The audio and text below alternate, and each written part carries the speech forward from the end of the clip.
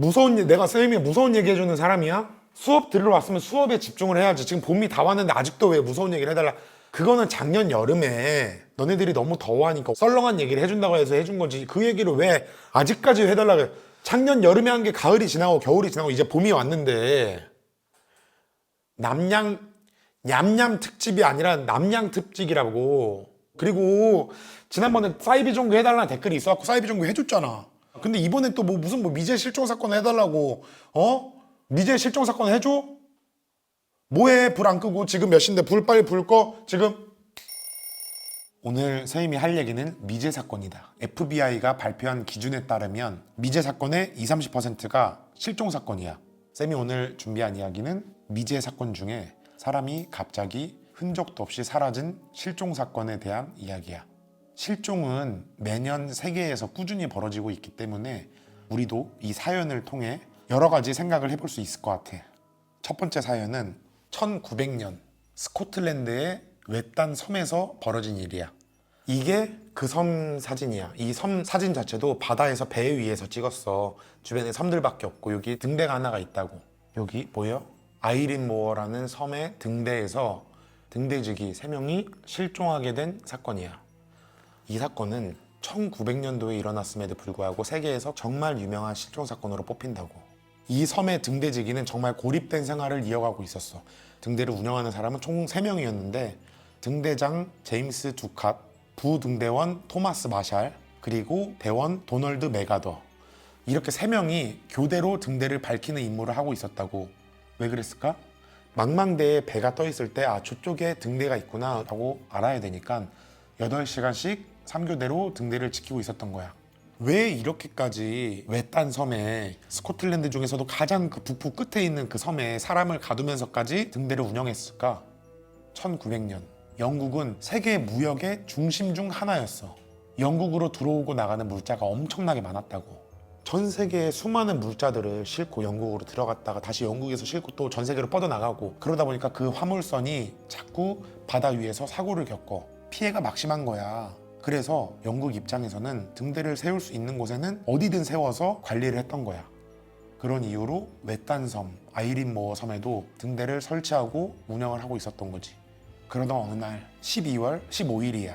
섬 근처를 지나가던 배들한테 신고가 들어오는 거야. 들리세요? 예, 말씀하세요. 아이린 모어 섬에 등대에 불이 꺼져 있습니다. 예? 그럴 리가 없는데 금방 확인해 보겠습니다. 등대에 불이 꺼져 있다라는 신고가 들어오는 거야. 그러면 조사단을 보내야 되잖아. 근데 조사단을 바로 보내지 못해. 왜? 당시 섬 주변으로 폭풍이 엄청나게 치고 있었거든. 파도가 높고 너울이 심해서 배를 띄우질 못하는 거야. 12월 15일이라 했잖아. 열흘 하고도 하루가 더 지난 12월 26일 크리스마스가 지나서야 조사단이 아이린 모어 섬에 도착을 하게 돼. 보통은 뭐 보급선이나 교대 인력을 싣고 오는 인력선이나 배가 섬에 도착하면 등대지기가 뛰어나와서 선박 정박을 도와줘. 그런데 등대지기 중에 아무도 안 나오는 거야. 조사선 입장에서는 신호탄도 쏴보고 부부 백구동도 울리고 그런데 아무런 인기척이 없는 거지. 그래서 조사단들은 직감적으로 느꼈대. 등대지기들한테 무슨 일이 있구나. 그게 아니라면 이렇게 안 나올 사람들이 아닌데. 조사단이 일단 배를 대고 섬을 조사해. 가장 먼저 등대로 가봤지. 등대로 갔는데 등대 램프가 깨끗하게 닦여 있어. 정비를 계속 했다는 거야. 기름도 가득 채워져 있고 바닷가 바람이 세니까 창문이 깨지면 안 되잖아. 창문을 덧댄 덧문이 있었는데 그것도 닫혀 있었어. 이 사람들이 사라진 기간이 그리 길지 않았다는 거고 사라지기 직전까지 여기서 성실하게 임무를 행하고 있었다는 거야. 이어서 조사단이 등대지기의 숙소에 가봤어. 근데 여기서부터는 좀 이상해. 숙소 식탁 옆에 의자가 뒤집어 쓰러져 있고 침구들이 정리되어 있지 않았어. 그리고 무엇보다 가장 이상한 건 시계가 멈춰 있었어. 이 사람들이 무슨 일을 겪은 걸까? 조사를 하는데 분명히 있어야 할 방수복, 뭐 바다에 드나들 일이 있을 테니까 젖지 않게 하는 그 작업복 같은 게 있잖아. 그 방수복이 3벌 중에 2벌이 없더래. 그럼 뭐야? 분명히 방수복을 입고 나간 거야. 그럼 3명 중에 2명이 나갔어? 그럼 나머지 1명은 뭐 하고 있었을까? 이렇게 미스터리한 정황들은 많은데 이 사람들이 어떤 경위로 사라졌는지 도무지 알아낼 길이 없었어. 조사단은 등대지기 3명이 마치 증발한 것 같다라고 보고를 했어. 근데 생각해보면 거센 폭풍이 몰아친 뒤니까 이렇게 생각할 수 있었겠지? 가설일, 등대지기들은 폭풍이 몰려오자 장비나 물자들을 더 단단하게 끈으로 묶어두고 정비하기 위해서 방수복을 입고 밖에 나갔다가 폭풍우에 휩쓸려서 목숨을 잃었다. 쉽게 말해 악천후가 안타깝게도 등대지기 셋을 덮쳤다. 이러지 않았을까 상상을 해보는 거지. 가설 1번으로. 조사단이 등대를 살피고 나서 섬 전체를 조사를 해보니까 섬의 서쪽 지역이 심하게 파괴되어 있었어. 철제 난간이 휘어져 있고 바닥에 철로가 뜯겨져 나가 있고 그 위로 1톤이 넘는 바위가 어디서 굴러온 건지 그 길을 막고 있었대, 철로를. 이 피해의 규모를 보면 정말 강력했던 폭풍이 등대를 습격한 거야. 그래서 그 조사단이 세운 가설 1번, 악천후가 이들의 생명을 앗아갔다라고 확신을 하게 돼. 그런데 문제는 12월 15일 기준, 등대에 불이 켜져 있지 않다고 처음 신고가 들어왔던 15일 기준으로 관측된 폭풍우는 없었어. 왜 근데 15일이 사건 발생일이냐? 등대 일지가 12월 15일 중간까지만 작성이 되어 있었어. 16, 17일부터는 비어 있었다고. 근데 문제는 그날에는 관측된 폭풍우가 없었다는 거야. 그리고 방수복도 일단 두 벌이 없었잖아. 그럼 뭐야? 두 명이 시설 정비를 위해서든 무슨 이유에서든 등대 밖으로 나섰고 한 명은 남아 있었다는 거잖아. 얘들아, 등대지기에 규칙이 있어. 3명 중에 1명은 무조건 등대에 남아 있어야 되는 거야. 등대의 불은 꺼져 있으면 안 되는 거니까. 폭풍이 몰아쳐서 방수복을 입고 간 2명이 사고로 당했다. 그럼 나머지 1명 남아 있어야 되는 등대 안에 있던 사람은 왜 사라졌을까? 사고를 당한 2명이 찾기 위해 규율을 어기고 나갔다? 그럼 폭풍 속을 방수복도 없이 나갔다는 거야? 100번 양보해서 찾으러 나간다고 해도 방수복을 입고 나가지 않았을까? 등대지기 3명이 사라진 이 배경에 뭔가 앞뒤가 맞지 않는 거야. 또 섬의 일부가 파손될 정도로, 땅이 뜯겨져 부서질 정도로 강한 폭풍, 바위가 날아갈 정도의 폭풍이면 충분히 관측이 되어야 돼. 왜? 일지의 작성이 끊긴 15일에는 관측된 폭풍이 없었을까? 퍼즐들이 묘하게 맞지 않는 거야. 그리고 무엇보다 등대 일지에 적힌 내용들이 이 사건을 더욱더 미스터리하게 만들어. 등대 일지에는 폭풍에 대한 내용이 있었어. 15일 이전부터 엄청난 강도의 폭풍이 와서 등대지기 3명이 공포와 불안감에 떨고 있었다. 그게 등대 일지에 적혀 있었어. 조사단 사람들이 내린 가설은 크게 2가지야. 가설 1, 해당 지역에는 국지적인 급류와 풍랑이 발생하기도 했다. 이런 경우 관측소에서는 폭풍우를 예측하기 어렵지만 섬 주변에는 폭풍이 몰아칠 수 있다. 그런 류의 폭풍이 몰아치는 거를 등대지기 중 1명이 발견을 했고 그거를 알리려고 오는 길에 파도에 휩쓸려서 사고로 당했다. 그 후 이 사건을 알게 된 등대지기 2명이 휩쓸려 간 사람을 찾기 위해 방수복을 입고 수색에 나섰지만 그 둘도 안타깝게 파도에 휩쓸려 갔다.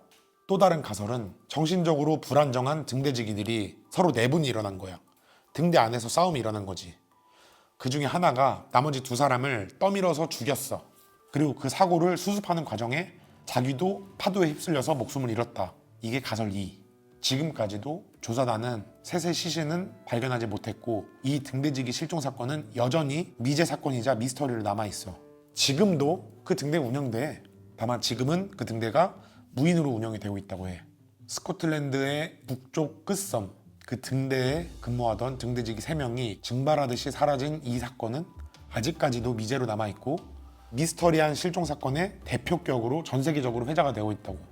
한간에는 그 지역에만 출몰하는 거대한 새가 이들을 납치했다라는 이야기도 있고 어떤 바다에 괴 생명체가 습격을 했다라는 설도 있고 다양한 도시 전설들이 붙으면서 이야기가 더 부풀려지는 경향이 있다고. 근데 쌤이 반복해서 이야기하겠지만 실종 사건을 해결하기 더 어렵게 만드는 일 중 하나가 이렇게 상상력을 덧붙여서 이야기에 살을 붙이는 일이야. 아무도 오지 않는 섬에 3명이 살아. 근데 셋 다 사라졌어. 다잉 메시지, 유서, 흔적 하나도 없이 그 파도는 봤겠지. 등대는 봤겠지. 그 등대 안에 세상에 어떤 일이 일어났는지. 어쨌든 첫 번째 이야기는 굉장히 유명한 등대지기 실종 사건이었어. 얘들아, 두 번째 이야기는 일본에서 벌어진 일이야. 미에현 요카이치 시에서 카모마의 유키라는 8살 소녀가 실종하게 된 이야기야. 이 사건의 타임라인을 쌤이 말해줄게. 1991년 3월 15일 오후 2시야. 유키는 8살, 초등학교 1학년이니까 학교에서 돌아올 시간이고 그때 유키네 집에는 퇴근한 아버지가 자고 있었어. 2시 30분경에 유키의 엄마가 집에 전화를 걸었을 때 학교에서 다녀왔는지 유키가 그 전화를 받았어. 근데 그로부터 1시간 정도가 지났을 때 유키의 작은 언니가 집에 온 거야. 3시 반에 집에 왔는데 유키가 집에 없었던 거야. 근데 테이블 위에는 아직 온기가 남아있는 코코아가 하나 놓여져 있었다고 해. 카모마일 유키 8살짜리 소녀는 평소에도 혼자서 코코아를 자주 타마셨기 때문에 이상한 모습은 아니었던 거야. 작은 언니가 집에 오고 30분 후에 오후 4시에 아빠가 낮잠에서 깼어. 근데 유키를 찾아 나서진 않았어. 왜? 유키는 원래 학교 갔다 와서 오후에 자주 친구들을 보러 놀러 나갔거든. 작은 언니도 그렇고 아빠도 그렇고 아, 유키짱이 학교에서 돌아와서 코코아 좀 마시다가 친구 만나러 나갔나 보구나 라고 생각을 한 거지. 그렇게 별일 없는가 보다 하고 시간이 흘러 유키의 엄마랑 유키의 큰언니가 모두 집에 들어온 저녁이 되어서도 유키가 돌아오지 않는 거야. 그제서야 가족들은 유키짱에게 무슨 일이 벌어졌다는 사실을 깨닫게 돼. 경찰에 신고를 했고 경찰이 수사에 나섰는데 조사 결과 유키짱의 행적이 평소랑은 조금 달랐던 거야. 원래 유키는 친구들하고 자주 놀던 아이였는데 어째서인지 그날은 친구들이 놀자는 제안을 유키가 모두 거절했다는 거야. 무엇보다 유키가 놀러 나갈 때 타던 자전거가 있었는데 그날은 자전거가 그대로 있었어. 놀러 나간 건 아닌 것 같다는 거지. 일단 이런 종류의 실종 사건의 수사를 진행하려면 목격담을 모아야 돼. 근데 아이들 인상착의로만 목격담을 모으면 정말 다양하고 부정확한 목격담이 모인다고. 왜? 그 동네에 꼬마 여자아이가 한둘이겠어? 역시나 유키짱에 대한 목격담이 여러 방향으로 수집이 되어서 경찰은 유키짱의 행적을 구체화하지 못하고 있었어. 근데 이렇게 어린아이를 유괴한 납치범의 경우는 내가 유키를 데리고 있다. 유키를 다시 보고 싶으면 2천만 원을 준비해라. 집으로 전화가 오기 마련이잖아. 수사는 성과를 내지 못했기 때문에 납치범이라는 생각을 하게 되고 이 납치범의 협박 전화를 기다리기로 해. 그래서 유키의 집에 도청기를 숨겨두고 전화선에 연결을 해놓은 다음 경찰은 철수했어. 그런데 납치범에게는 전화가 단 한 통도 오지 않았어. 이상한 전화가 한 통 걸려오긴 했는데 전화를 받자 수화기 너머로 아무런 소리도 들리지 않았대. 그냥 아무런 말도 없이 가만히 있다가 뚜뚜 전화를 끊었다는 거야. 막내딸을 한순간에 잃게 된 유키의 부모님은 결국 TV 매체에도 나가고 뉴스 인터뷰에도 나가고 여러 방법을 동원해서 유키를 찾으려고 했지만 결국 유키를 찾지 못했어. 그런데 91년 3월 15일 유키가 사라진 이후로 3년이 지났을 때 유키의 집에 이상한 편지가 와. 그 편지의 사진을 보여줄게. 이렇게 글이 쓰여 있어. 이 편지의 내용을 대충 말해줄게. 이 편지는 내용도 길고 무엇보다 알아듣기 힘든 말과 굉장히 좀 외설스러운 내용으로 채워져 있어. 쌤이 이 편지의 내용 중에 그나마 이해할 수 있게 번역해서 한번 읽어줄게. 쌤이 읽어줄 내용은 편지 내용 중에 극히 일부이고 쌤이 원문을 조금 다듬어서 번역했음을 감안해주고 들어줬으면 좋겠어. 미유키 상에 대해. 미유키 불쌍해 불쌍해. 엄마도 불쌍해. 아빠도 불쌍해. 이런 일을 한 것은 토미타의 여자라고 생각합니다. 그 여자는 토미타에서 태어나고 학교를 나와 춘하의 거체 반대의 파라포우에 근무했다. 자, 파라포우는 어떤 풍속점을 의미하는 것이 아닐까 하고 경찰들은 추측했어. 편지 내용에 따르면 이런 일을 한 것은 토미타의 여자라고 생각합니다. 그리고 그 여자에 대해서 설명을 하고 있는 거야. 이어서 읽어줄게.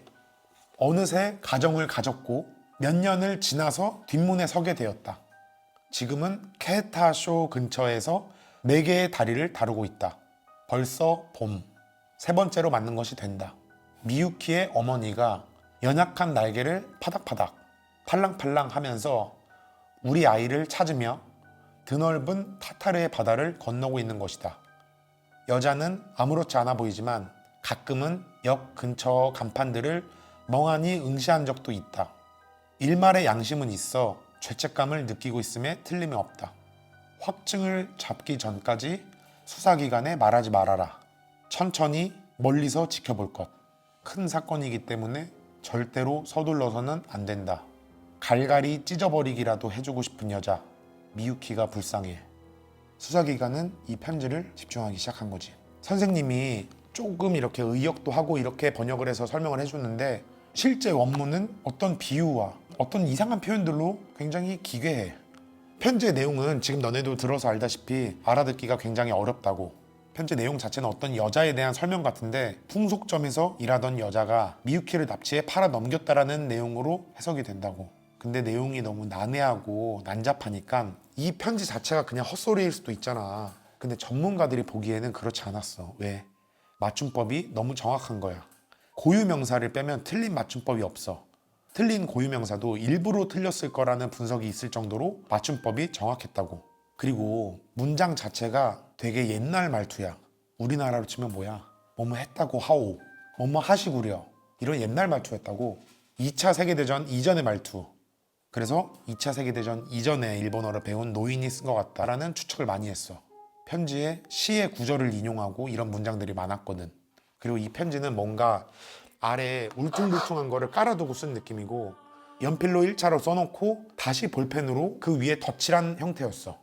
그리고 타타르 해협 같은 러시아 관련된 지명이 반복해서 등장하고 특정 숫자들도 반복해서 등장해. 예를 들어 유키를 자꾸 미유키라고 말했지. 미는 일본어로 3을 말하거든. 히토츠, 후타츠, 미츠. 그리고 4개의 다리를 다루고 있어. 8갈래로 찍겠다 등등 3, 4, 8의 숫자가 반복해서 나온다는 거야. 이 편지에 대한 해석은 워낙 많아. 정말 많아. 편지에 대한 해석 중에 하나는 이 내용이야. 야쿠자 중에 하나가 풍속점에서 일하는 매춘부를 시켜서 유키를 납치했고 이 유키짱을 러시아로 팔아 넘겼다. 근데 누군가가 그 사실을 알고 납치범을 지켜보고 있다. 이것도 추측인 거지. 이런 추측들 말고는 정황을 파악할 길이 없었지. 근데 이러던 와중에 일본의 어떤 인터넷 커뮤니티에서 하나의 분석이 호응을 얻어. 뭐냐면 1989년에 어린 소녀들을 납치하고 살해했던 끔찍한 살인마 미야자키 츠토무가 아사히 신문에 보낸 문서와 유사하다라는 주장이야. 그 네티즌이 주장한 내용은 이것과 같아. 일단 편지의 말투가 닮았다. 츠토무라는 살인마는 어떤 늙은 여성, 할머니가 범행을 자백하는 것처럼 문체를 꾸몄다고. 유키 사건의 편지 역시 늙은 여성의 말투와 닮아 있었어. 그리고 유키를 자꾸 미유키라고 하면서 일부러 이름을 틀렸는데 이건 역시 치토무라는 살인마의 수법과 일치하다. 치토무도 피해자 이름을 일부러 잘못 써서 보냈거든. 2개의 문서 역시 글씨체가 개발세발이야. 이것까지도 일치했다고. 치토무는 잡히고 나서 그 편지 사실 내가 왼손으로 적었다라고 자백을 했어. 유키의 편지 또한 일부러 자갈 같은 거 위에다 쓴 거라고, 울퉁불퉁 잘 못 쓴 것처럼. 근데 여기서 치토무는 유키가 실종됐을 당시 이미 법의 심판을 받고 있는 중이었다고. 그럼 뭐야? 동일범은 아니라는 거야. 어떤 몹쓸 놈이 단순한 장난으로 보낸 편지일 수도 있는 거지. 어쨌든 그 편지가 오고 난 다음에 편지가 하나 더 와. 그 편지 내용은 뭐냐면 자기네 수맥 전문가래. 유키짱은 이미 세상을 떠났고 내가 유키짱의 시신을 찾도록 도와주겠다라는 편지를 보낸 거야. 그 편지가 도착하고 난 3일 뒤에 유키짱의 영혼을 방해하는 또 다른 영혼이 있어서 시신을 찾기에는 어려울 것 같습니다 라는 편지를 한 번 더 보냈다는 거야. 장난하는 거 뭐야. 그렇게 유키를 찾지 못하고 속절없는 세월만 또 계속 흘렀어. 유키가 사라진 건 91년. 그로부터 12년이 지나고 나서 2003년 10월 유키네 집에 전화가 한 통이 울려. 띠링 띠링. 어떤 남자가 유키의 이야기를 꺼내. 여보세요? 거기 유키 있어요? 유키의 부모님은 그렇게 소름이 돋아서 아무런 말도 하지 못했고 남자는 전화를 끊었어. 그 뒤에는 다시는 전화가 오지 않았대. 어쨌건 수사는 더 진전되지 못하고 이제는 시간이 너무 흘러 유키짱의 나이는 벌써 중년 42살의 나이가 되었을 때가 되었다고. 카모마의 유키에 대한 단서는 더 이상 찾지 못했고 몇 통의 전화와 정체를 분간하기 어려운 편지가 전부였어. 여기서 쌤이 이야기하고 싶은 건 이런 실종 사고가 언론에 제보되었을 때 장난 전화나 장난 편지 같은 거를 보내는 사람이 적지 않다는 거야. 그건 정말 인간으로서는 해서는 안 되는 짓이다. 알겠니? 그런 전화나 그런 편지를 두고서 장난이란 말을 붙일 수도 없는 짓이라고. 왜? 그 가족들을 생각해보라고. 그리고 그 수사기관을 생각해보라. 그 제보 하나에 수사가 흔들린다고. 91년 일본에서 갑자기 사라졌던 카모마의 유키짱은 아직도 찾지 못했고 이 사건은 여전히 미제 사건으로 남아있다고. 마지막 사건은 워낙 유명해서 영화가 될 만큼 꽤나 충격적인 실종 사건이야. 너희들 혹시 아이리시맨이란 영화 아니? 그 영화의 모티브가 된 실제 사건이야. 1972년 7월 30일 오후 2시 반 미국의 유명 노동운동가인 지미 호파라는 사람이 실종되는 사건이 벌어져. 지미 호파는 어느 레스토랑에 지인을 만난다고 방문했다가 갑자기 연락이 두절된 거야. 심지어 지미 호파는 어느 레스토랑에 지인을 만나러 가고 난 다음에 아내에게 전화를 해. 자기야, 나 저녁은 집에 가서 먹을 것 같아 하면서 아내한테 연락을 했다고. 그러면 지미 호파라는 노동운동가는 자의로 사라진 건 아니라는 거지. 이 실종 사건을 이야기하려면 먼저 지미 호파가 누군지를 알아야 돼. 지미 호파라는 사람은 1900년대 중반까지만 하더라도 미국에서 모르는 사람이 없었어. 왜? 정말 유명한 노조위원장이야. 1957년부터 1971년까지 14년 동안 IBT의 회장직을 맡았어. IBT가 뭐냐면 미국 국제 트럭 운전자 연대야. 쉽게 얘기하면 트럭 운전자 노동조합. 이게 무시할 수 없는 수준으로 성장하게 돼. 왜 그랬을까? 1930년대에 미국이 대공황을 겪으면서 미국은 경제 상황이 좋지 않았어. 대공황이 와서 경제가 어려운데 트럭 운전자 같은 노동자에게 사회가 관대했을까? 아니지. 노동자들은 뭐야? 저임금에 시달리면서 고통을 받고 있었고 처우도 개차반이었어. 그런 상황에서 트럭 운전사 노조 위원장 지미 호파가 나서서 목소리를 냈고 심지어는 협상을 되게 잘했다는 거야. 지미 호파가 주도한 트럭 운전자 파업에서 회사를 상대로 대승을 거두면서 유명해지기 시작했다고. 지미 호파 덕분에 10만 명 정도였던 조합원이 230만 명으로 늘어나고 지미 호파라는 사람의 리더십과 카리스마를 동경하는 사람들도 엄청 늘어나. 트럭 운전자들이여, 우리 똘똘 뭉칩시다. 우리의 권리를 주장합시다. 지미 호파는 카리스마 있게 연설도 잘하는 거지. 트럭 운전자들의 권익을 보장하는 다양한 계약들도 지미 호파의 주도하에 많이 체결된다고. 영화 아이리시맨에서는 어떻게 표현을 했냐면 당시 지미 호파의 유명세는 엘비스 프레슬리, 비틀즈의 맘먹는 유명세였다라고 표현이 되어 있어. 그런데 권력의 맛을 본 노동운동가 지미 호파는 시간이 흐르면서 점점 노동운동가로서의 정체성을 잃고 부패하기 시작했어. 지미 호파는 자신의 입지를 굳건하게 하기 위해서 무려 마피아와 결탁을 했어. 지미 호파의 노조 활동을 마피아가 뒤를 좀 봐주고 지미 호파는 그들에게 이익을 제공하는 형태인 거야. 자신의 본분을 잃고 이렇게 부패하고 막 나가던 지미 호파는 노조를 등에 업고 마피아와 결탁했다는 죄로 징역 8년을 선고받았어. 근데 4년이 이르고 나서 1971년에 지미 호파는 4년 만에 가석방을 받게 됐어. 가석방의 조건은 뭐였냐면 1980년까지 앞으로 9년 동안 노동운동을 안 한다는 전제야. 근데 뭐야? 지미 호파는 이미 권력의 맛을 볼 대로 본 인물이야. 교도소 밖을 나오니까 뭐야? 몸이 근질근질하거든. 노조 활동을 하고 싶거든. 그래서 지미 호파는 노동운동을 제한하는 것은 부당한 조건이다 라는 소송을 걸고 다시 노조 활동을 하려고 움직여. 근데 사실 지미 호파는 이미 나락이야. 민심이. 지미 호파가 마피아랑 결탁했다는 그 소문이 쫙 퍼졌겠지? 그리고 감옥에 갔다는 것도 모든 사람이 다 알 거 아니야. 당연히 지미 호파는 지지 세력을 얻기 힘들었고 그러다 보니까 늘 하던 일이 있잖아. 마피아 친구들에게 다시 도움을 요청해. 지미 호파가 실종된 1975년 7월 30일 오후 2시 반 지미 호파는 마피아 간부들을 만나러 가. 실제로 지미 호파가 마피아 간부들이랑 약속을 잡았다라는 메모도 있었고 주변 사람들한테도 그렇게 말을 했기 때문에 약속을 간 것은 사실이야. 그런데 약속의 장소였던 그 레스토랑에서 지미 호파가 갑자기 사라진 거야. 지미를 마지막으로 본 사람은 트럭 운전사였는데 주차장에서 트럭 운전사랑 갑자기 접촉사고가 난 거야. 그래서 끼익 하고 누구야? 트럭을 내려서 보니까 지미 호파인 거야. 트럭 운전사 사이에선 지미 호파를 모를 수가 없지. 트럭 운전사가 지미 호파 아니세요? 여기서 뵙네. 옆에는 누구세요? 하고 옆에가 누군지를 봤는데 지미 호파와 동행하고 있는 사람들이 샷건 혹은 라이플로 보이는 총기류를 담요에 숨기고 있더래. 접촉사고가 난 트럭 운전사는 그대로 자리를 피했겠지. 그런데 나중에 알려진 사실은 그 차량을 운전하고 있던 사람이 지미 호파의 양아들이었대. 지미 호파가 자취를 감춘 다음 날 바로 실종 신고가 접수되고 지미의 가족은 20만 달러, 한국 돈으로 3억 원 정도의 보상금을 걸고 지미 호파를 찾기 시작했지만 단서를 찾지 못했고 미국 법에 따라 7년 뒤에 지미 호파는 결국 사망 처리가 되게 돼. 범인은 누구냐? 수사기관이 주목했던 가장 유력한 용의자는 마피아 집단이야. 만나기로 했던 사람이 마피아니까 당연하겠지. 심지어 아까 접촉사고가 났다 했던 지미 호파가 타고 있던 차량, 그 차량도 마피아 간부의 차량으로 확인이 되었다고. 이건 뭐야? 빼박이잖아.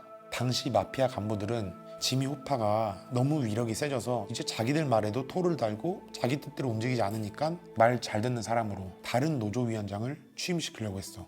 근데 지미 호파가 다시 노조위원장을 하려고 하니까 마피아는 이걸 못마땅해 여겨서 제거했다라는 추측이 있었어. 근데 증거는 없어. 일단 사건 당일 만나기로 했던 마피아 간부들은 모두 다 알리바이가 있었어. 근데 그도 그럴 게 마피아 간부들이 직접 가서 이 일을 처리하지 않았을 거 아니야. 오히려 자기는 일부러 다른 곳에 가서 확실한 알리바이를 만들고 자기가 부활을 시켜서 그 일을 벌였겠지. 그래서 경찰도 계속 의심을 했는데 아무리 파도 마땅한 증거가 안 나오는 거야. 누굴 시켰는지도 모를 테니까. 지미 호파의 실종 사건에는 마피아가 엮여 있다. 이 사실은 틀림없는 사실이야. 증거를 못 찾고 있었을 뿐이야. 근데 2003년에는 마피아의 암살자 프랭크라는 사람이 내가 지미 호파를 죽였다라고 자백을 했어. 근데 그의 자백은 법원에서 받아들여지지 않았어. 왜? 일단 프랭크가 죽기 직전에 자기 변호사한테 범행을 털어놓은 거야. 근데 마피아의 킬러 프랭크 시러는 사망 당시에 너무너무 가난했고 자기가 마지막으로 남긴 말을 책으로 써서 내려고 했어. 왜? 이 책의 인쇄를 자녀들에게 물려주려고 했을 수도 있었겠지. 세간에 관심이 몰려있던 이 지미 호파의 사건으로 프랭크가 한번 땡기려고 한 거지. 실제로도 프랭크의 그 책은 대단히 인기를 끌었고 그 책을 바탕으로 영화가 나온 게 아이리시맨이야. 영화도 굉장한 수작으로 평가를 받고 있지. 참고로 책의 제목은 I heard you paint houses. 번역하면 당신이 집 여러 개 페인트질 좀 했다며. 이게 마피아 킬러가 접선할 때 하는 말이래. 페인트질이라는 게 사람을 죽이는 일을 은유하고 있다는 거야. 프랭크 시런이라는 마피아 킬러의 회고록에 따르면 지미 호파가 자기한테 처음 건넨 말이기도 했대. 근데 마피아 간부가 굳이 지미 호파를 제거하기 위해서 그와 연관된 히트맨을 고용할 이유도 사실은 부족하잖아. 그래서 그 킬러 프랭크의 주장에도 의혹이 많이 붙었지. 지미 호파를 죽였을 진범에 대한 의혹만 커지는 가운데 두 번째 용의자도 빼놓을 수 없지. FBI가 주목했던 두 번째 용의자는 바로 지미 호파가 타고 있던 차를 몰고 있던 지미의 양아들이야. 실제로 지미 호파가 타고 있던 차에 의문의 핏자국이 있었다고. 근데 뭐라 그랬어? 1972년이야. 당시 72년에는 DNA 감식 기술이 없었다고. 그래서 이 누군가의 핏자국이 지미 호파의 피라는 거를 증명하지 못했던 거야. 당시 기술로는. 사람들은 여기서 아니 양아들이 왜? 싶겠지만 동기가 없었던 것은 아니야. 당시 노조에는 반 지미 호파 세력이 있었거든. 노조 안에서는 이들의 권력 다툼이 살벌했는데 지미 호파가 가석방 됐을 당시에도 호파의 반대 세력들이 가석방을 막기 위한 움직임이 있었다라는 의혹도 있어. 아들이 갖고 있는 의혹은 당신의 양아버지를 견제하는 세력과 당신이 지금 붙어먹은 거 아니냐라는 의혹이 있었던 거지. 근데 결국 사건에 연루되었던 마피아 간부들이 세월이 흘러 2014년, 2015년에 연달아 사망하게 되면서 이 수사는 결국 미제로 남게 됐어. 지미 호파의 이 사건은 워낙 관심을 많이 받은 탓에 사건의 진위에 대한 도시전설도 많이 붙어있고 여러 매체에서도 사용이 돼. 심슨 애니메이션에서는 트럭 기사들이 텃세 부리는 장면을 밈처럼 쓰기도 했어. 바트의 아빠 호머 심슨 있잖아. 호머를 혼쭐내주자 라는 의견을 내는 트럭 기사의 말에 옆에 동료가 뭐라 하냐면은 아 지미 호파처럼 이렇게 동조를 하다가 입단속을 당하는 장면이 나와. 현대사의 인물을 대명사처럼 썼다는 거지. 너네 사랑과 영혼 아니? 뒤에서 도자기 비는 영화 보면 보면은 너를 지미 호파 옆에 묻을 거야 이런 식으로 비유처럼 쓴다고. 어쨌든 영화를 비롯해서 많은 곳에서 인용이 되고 회자가 되는 사건이야. 지미 호파라는 게 미국 사회 내에서 어떤 위치야 어떤 이야기를 갖고 있는지 알겠니? 실종 사건은 매해 끊임없이 벌어지고 있고 핸드폰 재난 문자로도 오잖아. 인상착의를 설명해주면서 실종자를 찾는다고. 쌤이 들고 온 미제 사건들의 범인은 아직도 우리 사회에 있을 수도 있다고. 재난 문자 오면 어휴 하고 그냥 덮어버리지 말고 누군가한테는 정말 간절한 이야기일 수도 있잖아. 한번 읽어봐. 10초도 안 걸리잖아. 얘들아 우리의 오지랖이 누군가의 인생을 바꿀 수도 있다고. 실종자들의 가족들이 얼마나 애타게 찾고 있겠어. 지금도 그렇고 조금 관심을 가졌으면 좋겠다 그지? 나한테는 얼마 안 걸리는 오지랖이지만 가족들에게는 정말 간절한 소식일 수도 있으니까. 알겠지? 그래 오늘은 뭐 여기까지만 하고. 왜 지영아 왜 서운한 표정을 지어? 쌤도 이제 수업해야지. 요만큼 얘기했으면 됐잖아. 어? 더 듣고 싶으면 쌤은 아니 오늘은 더 못해. 최소한의 진도라는 게 있잖아. 아니면 너네가 듣고 싶은 이야기를 쌤한테 메일로 보내줘. 그럼 쌤이 보고 이제 뭐 주제하거나 이렇게 할 때 좀 참고를 할게. 종이 너도 그냥 아쉽다는 소리만 하지 말고. 너 뭐 무서운 얘기 할 거 있어? 아니, 우리 학원에도 괴담 있는 거 아세요? 학원에 괴담 없는 학원이 어딨니? 뭐 그거 말도 안 되는 얘기지. 뭐 뻔하지. 뭐 학원에 뭐 있는 뭐 동상이 밤마다 움직인다. 학교에 있는 거 그거잖아. 뭐 화장실에서 우는 소리가 들린다. 뭐 이런 거 뻔해 그런 거는. 그게 아니고 4층 화장실에서 청소부 귀신 나온대요. 청소부 귀신은 또 뭐야? 아니 무섭지도 않다. 청소부 귀신이 청소를 하니? 그럼 착한 귀신 아니니? 4층 화장실 네 번째 칸 쓴 사람한테 4시 44분에 전화 온다는데요. 그 전화 받으면 웃음소리만 들린대요. 야 이거 너무 뻔해서 뭐 쌤은 맨날 네 번째 칸만 써. 네 번째 칸만. 아니 뭐야 이거 잠깐만. 미안해요. 잠깐만. 여보세요? 뭐야 여보세요? 여보세요? 그 번호로 다시 전화하면 없는 번호로 오던데요. 지금 가실 번호는 없는 번호입니다. 어? 없는 번호라고? 야 웃기지도 않다. 이거 괴담이 무슨 뭐 스토리가 뻔하니? 이거 그냥 뭐 번호 해킹해갖고 이렇게 그냥 없는 번호라고 하는 거지. 아까 그 웃음소리 그러면 야 지원 니 계속 쓸데없는 얘기하니까 쌤이 더 무섭잖아. 뭐 그런 얘기를 해 이상하게. 아, 괜찮아요. 그 뒤가 웃겨요. 뒤까지 들으면 안 무섭거든요.